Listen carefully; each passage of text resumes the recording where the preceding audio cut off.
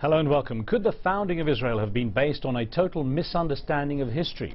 One Israeli historian has created huge controversy with his findings that the idea of a single Jewish tribe is wrong, and that much of the justification for the founding of the Jewish state of Israel is actually political. When the nation of Israel came into existence in 1948, it was the culmination of centuries of dedication by Jewish nationalists to the idea that their people must return to a land from which they'd been exiled almost 2,000 years earlier. But many modern archaeologists and historians have begun to doubt whether or not this event really happened. Other discoveries are shedding new light on key past events of the Jewish people in the Holy Land and creating some uncomfortable dilemmas for those who live there now. Joining me to discuss this from London, his theories and the controversy he's stirring, is Shlomo Sand, a professor of contemporary history at Tel Aviv University and author of the book The Invention of the Jewish People, which was on the bestseller list in Israel for several months and has recently been translated into English. Professor Sand also teaches at the University of California at Berkeley and the École des Hautes Études en Sciences Sociales in Paris. Professor Sand, thanks very much for coming on the show. It's a pleasure to have you with us. Thank you.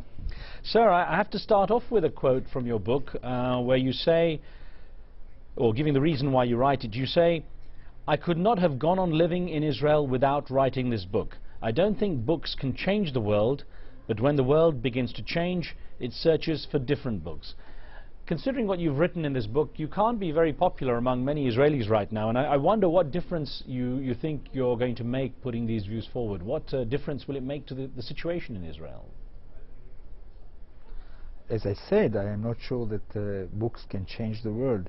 But, you know, with this conflict, without ending this conflict, I have a pessimist position.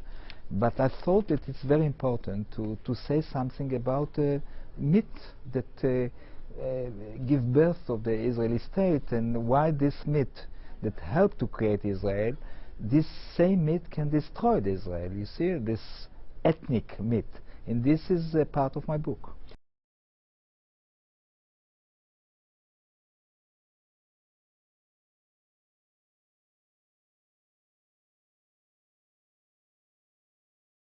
Tell me, what did you mean in the title of your book that the Jewish people had been invented?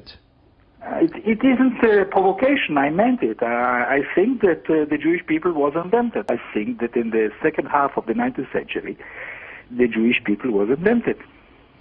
Now, you have drawn on all sorts of evidence to show us that things which most of us took for granted as having had happened, even if they did not justify the foundation of the State of Israel 2,000 years later, actually never happened at all. Tell us about some of that. One thing, to take for example the exile. You see, the exile is so important to the Jewish history. Everybody knows that the Jewish were exiled 2,000 years ago. But, you know, when I started to work about it, I was surprised not to find even one book, one research book about the exile. The exile of the Jew in the beginning of our time didn't happen. Now, it shocked a lot of people. It shocked myself when I started to work about it, but the Jewish were never exiled from Palestine. I was talking about the myth of the exile in the beginning of the area. Indeed, that's my point, that if the Jewish people were not exiled from Palestine, then even their tendentious claim of that exile to justify a return, a right of return, thousands of years later, is necessarily invalid.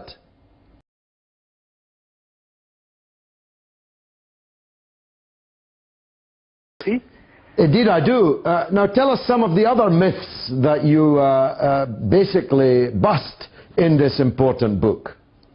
You see, I think that diaspora, what we define as diaspora, I mean the existence of Jewish communities in the world, is the origin of this existence of Jewish community is not exile and also not, emigration. I think that Judaism in the antiquity was a proselyte religion, and most of the Jews came from conversions, massive conversions that started in the antiquity and continued to the Middle Age. Then my conclusion, my book, is to accept, first of all, the fact that Jewishness is a religion and not a people. Secondly, that most of the Jewish in the world are descendants of converted people. I don't think it's a shame to be a descendant of conversion, and I think that most of the Jews in the world are descendants of conversion. Now, you know, in my book, I put it very, very in extreme, to put it against this myth of the Israeli society today, that they find themselves as a kind of an ethnic, you understand? Jewish, most of the Israelis believe that they are a direct descendant of the kingdom of David.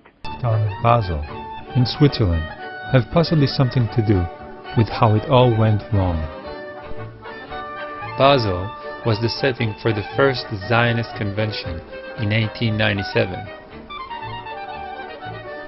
Zionism was a national Jewish revival movement that sought to unite all Jews in a national homeland. They just weren't sure where that homeland was. Up until 1897, there were all kinds of crazy ideas thrown into the air, like Uganda.